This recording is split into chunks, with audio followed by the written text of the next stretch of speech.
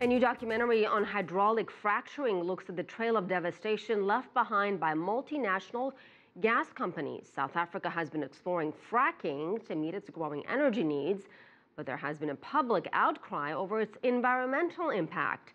Sumitra Nydoo explains why this is such a hot-button issue for South Africans. The High Cost of Cheap Gas is a documentary highlighting the environmental devastation left in areas where fracking has been carried out. While fracking comes with the promise of jobs and economic upliftment, communities are not always told about the detrimental effects it will have on the environment. The dangers of fracking are much more profound than the dangers of creating, say, a very large coal mine, because these projects stretch out over such a huge area and they have impacts on every aspect of the ecosystem. The movie documents areas in New Mexico and Colorado where the fracking process has continued for 25 years. The film looks at how these areas have turned into environmental wastelands, with water and air pollution affecting the health of people and animals that inhabit the region. Once it becomes financially unviable to continue, they sell the fracking rig and all the infrastructure that comes with it down to smaller companies.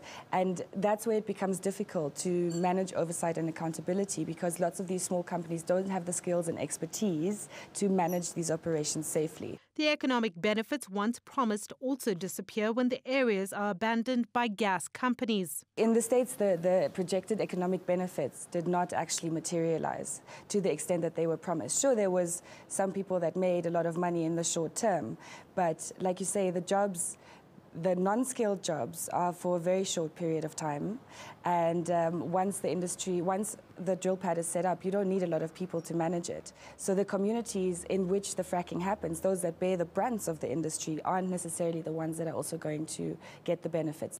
In South Africa, there's been a public outcry over the government's plans to allow for fracking in the Karoo region.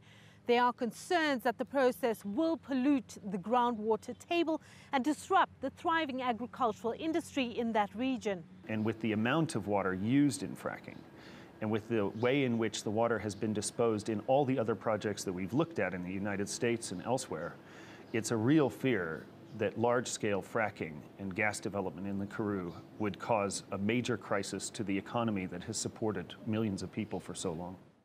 These are the country's states, communities and towns that have currently banned fracking. The film has been released in South Africa, but funding is needed for wide-scale distribution, and it remains to be seen whether it will have any impact on governments in their decision-making. Sumitra Nydoo, CCTV.